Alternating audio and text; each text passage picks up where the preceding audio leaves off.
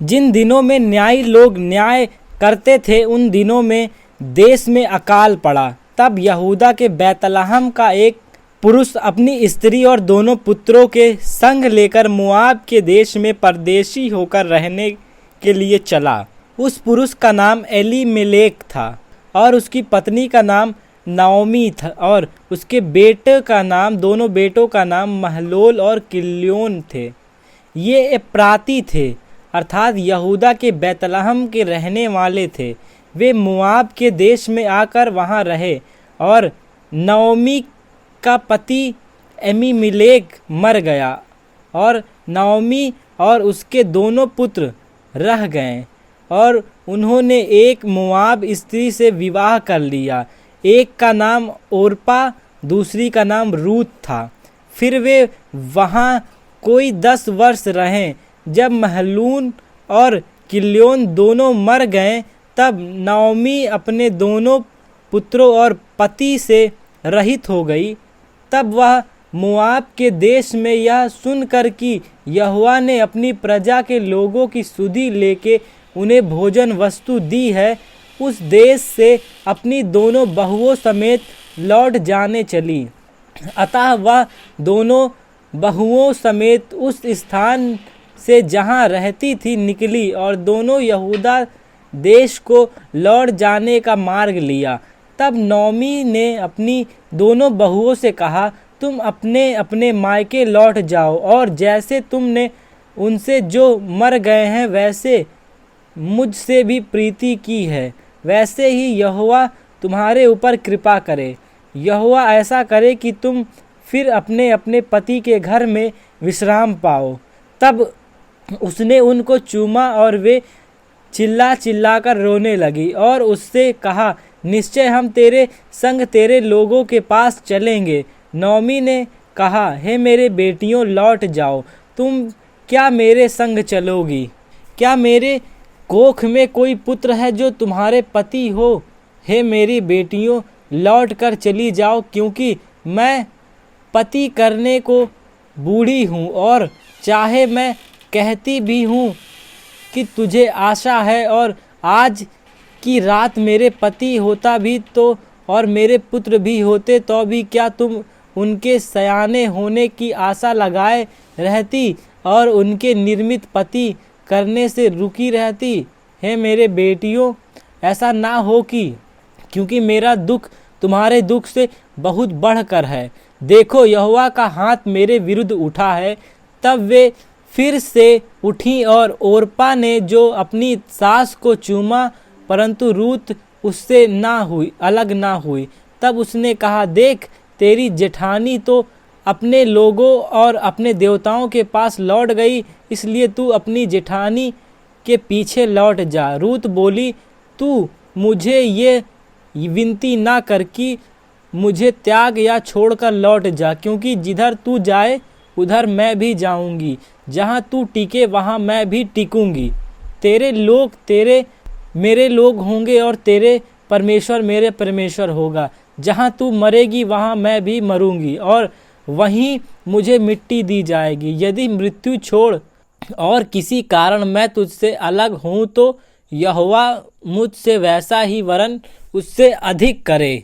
जब उसने यह देखा कि वह मेरे संग चलने को स्थिर है, तब उसने उससे और कुछ ना कहा। अतः वे दोनों चल निकली और बैतलहम पहुंची।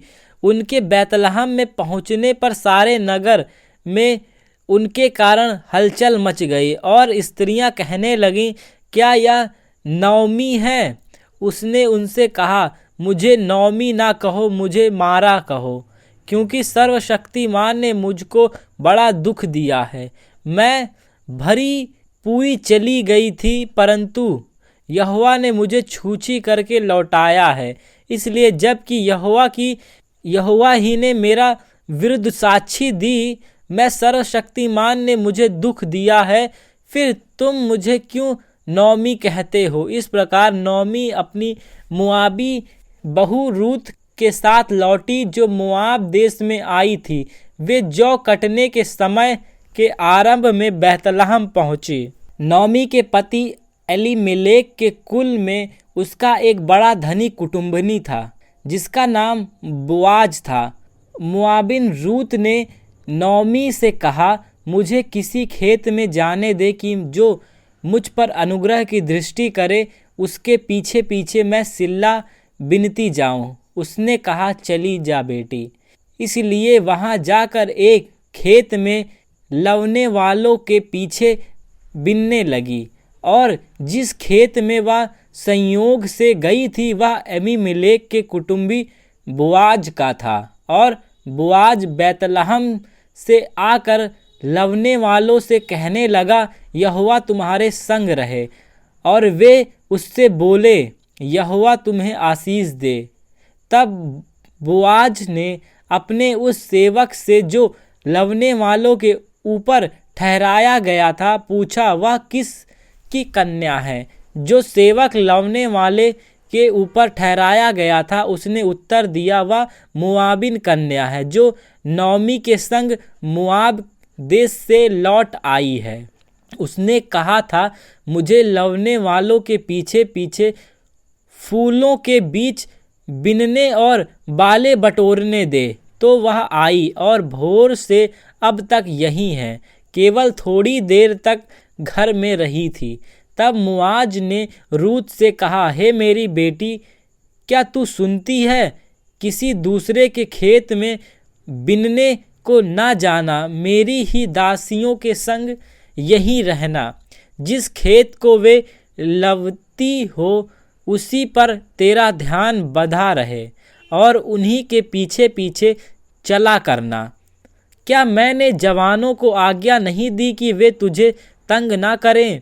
और जब तक तुझे प्यास लगे तब तब तू बर्तनों के पास जाकर पानी पीना जिसे जवान लोग भरते हैं।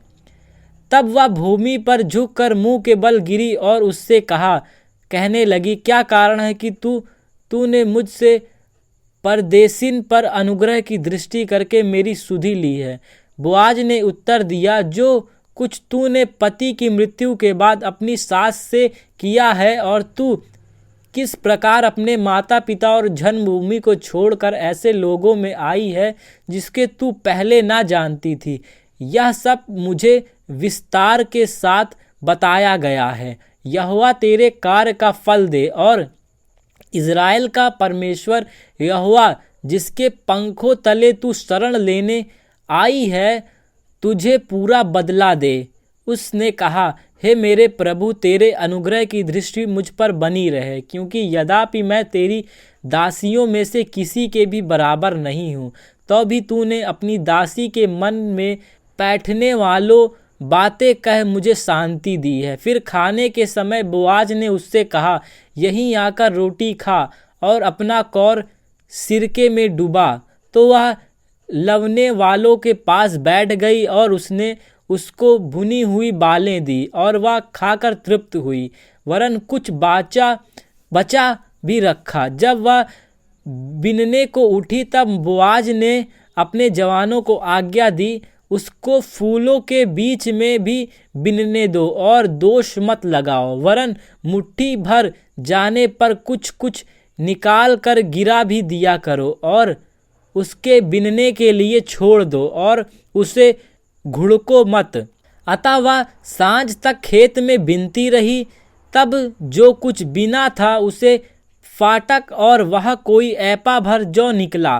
तब वह उसे उठाकर नगर में गई और उसकी सास ने उसका बिना हुआ देखा, और जो कुछ उसने तृप्त होकर बचाया था उसको उसने निकाल कर अपने सास को दिया।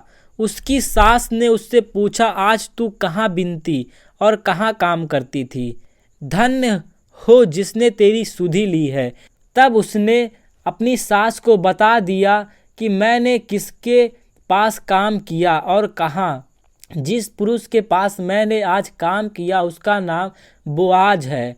नौमी ने अपनी बहू से कहा, वह यहोवा की ओर से आशीष पाए, क्योंकि उसने ना तो जीवित पर से और ना मरे हुए पर से अपनी करुणा हटाई।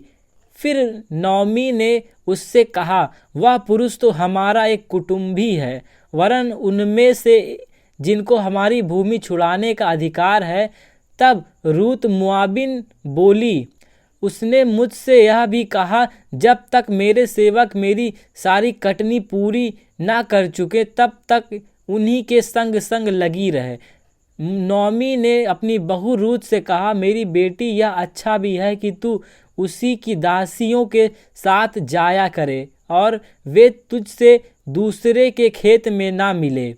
इसलिए रूत जौ और गेहूं दोनों की कटनी के अंत तक बिनने के लिए बोआज की दासियों के साथ साथ लगी रही और अपनी सास के यहाँ रहती थी। उसकी साथ नौमी ने उससे कहा, हे मेरी बेटी, क्या मैं तेरे लिए ठाव ना ढूंढूं कि तेरा भला हो? अब जिसकी दासियों के पास तू थी, क्या वह बोआज हमारी कुटुंबी नहीं है?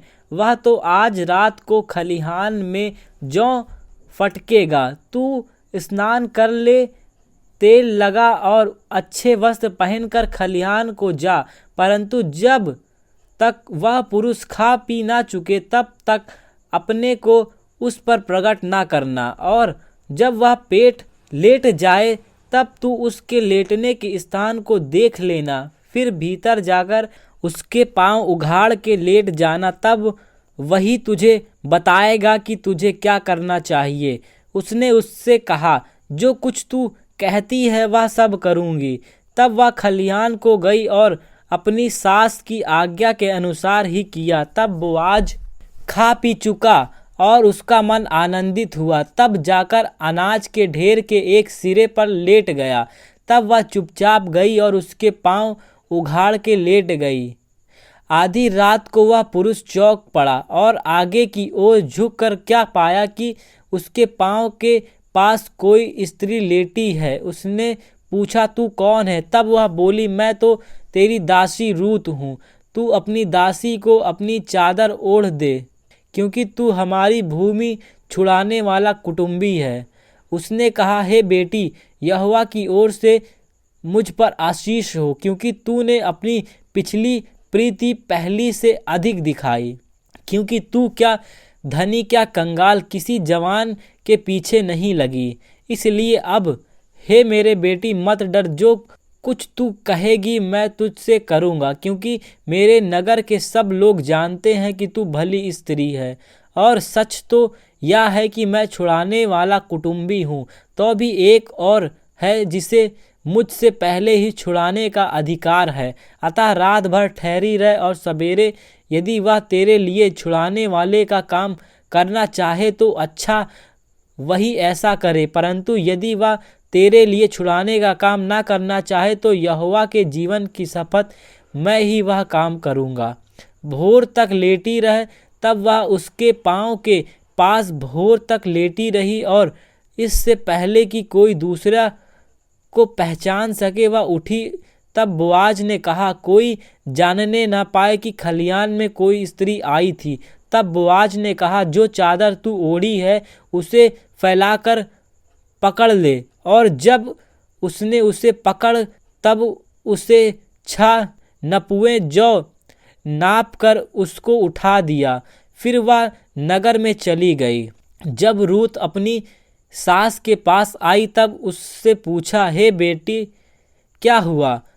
तब जो कुछ उस पुरुष ने उससे किया था सब उसने उसे कह सुनाया। फिर उसने कहा, यह 6 नपुए जो जौ उसने यह कहकर मुझे दिया है कि अपनी सास के पास छूछे हाथ मत जा।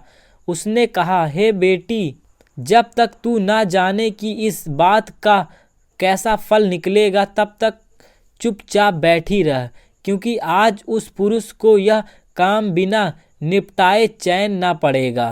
तब बोआज फाटक के पास जाकर बैठ गया और जिस छुड़ाने वाले कुटुंबी की चर्चा बोआज ने की थी वह भी आ गया। तब बोआज ने कहा, हे मित्र, इधर आकर बैठ जा। तो वह उधर जाकर बैठ गया।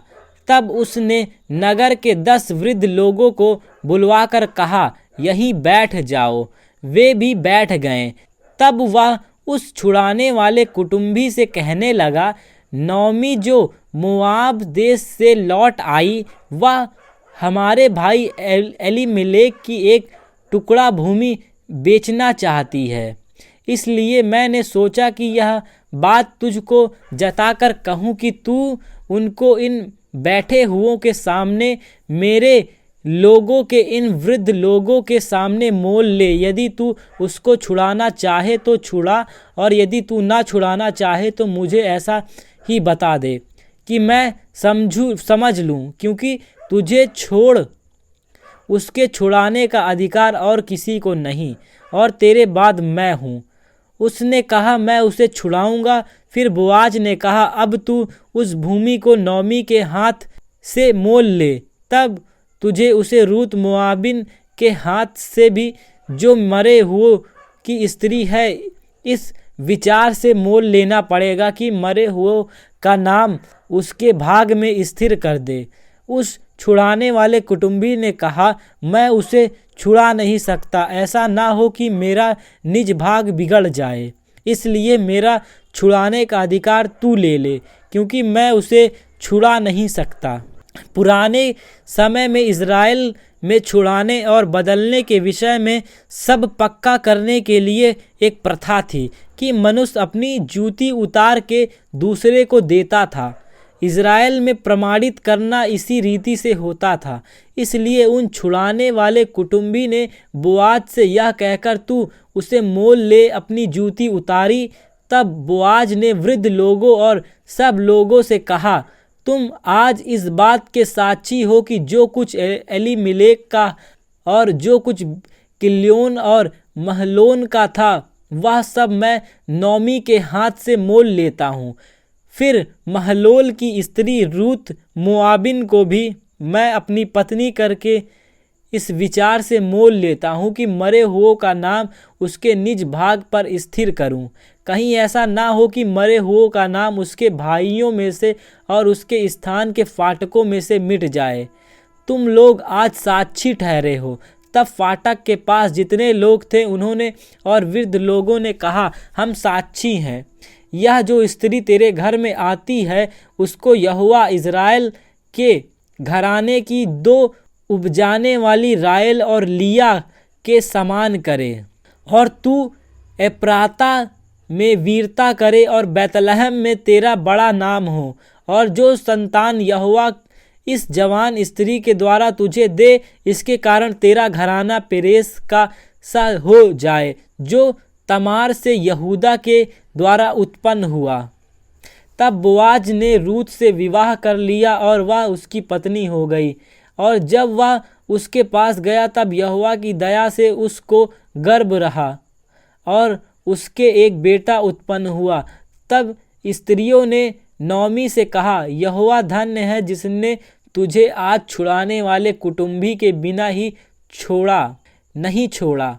इज़राइल में इसका बड़ा नाम हो, और यह तेरे जी में जी ले आने वाला और तेरा बुढ़ापे में पालन करने वाला हो, क्योंकि तेरी बहू तो तुझसे प्रेम रखती और 7 बेटों से भी तेरे लिए ज्येष्ठ है, उसी का यह बेटा है। फिर नोमी उस बच्चे को अपनी गोद में रखकर उसका धाय का नाम करने लगी, और उसकी पड़ोसी ने यह कहकर नोमी का बेटा उत्पन्न हुआ लड़के का नाम ओबेद रखा।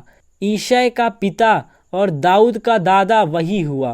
पेरेस की वंशावली यह है, अर्थात पेरेस से हित्रोन और हित्रोन से राम और राम से अमीनादाब और अमीनादाब से नहशोन और नहशोन से सलमोन और सलमोन से बोआज और बोआज से ओबेद और ओबेद से हीशै और हीशै से दाऊद उत्पन्न हुआ।